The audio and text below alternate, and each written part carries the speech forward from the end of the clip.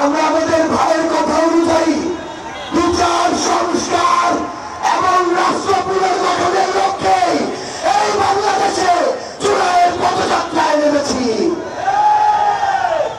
আমরা আজকে এই মঞ্চ থেকে, এই পদযাত্রা থেকে 2024-এর অভ্যুত্থানে আমাদের নাম জানা অজানা যে সহযোদ্ধারা পঞ্চগড়ের মাটিতে আনাচে কানাচে স্কুল কলেজ মাদ্রাসা এমআই কলেজ মহিলা কলেজ থেকে শুরু করে পিপি স্কুল যারা অংশগ্রহণ করেছে এই লড়াইকে ওই ঢাকা শহর থেকে 500 কিলোমিটার দূরে পঞ্চগড়ের মাটিতে পৌঁছে দিয়েছে, তাদেরকে সশ্রদ্ধ সালাম জানাই। আমরা শ্রদ্ধার সাথে পঞ্চগড়ের সকল শহীদ পরিবার এবং আহত যোদ্ধাদের স্মরণ করি।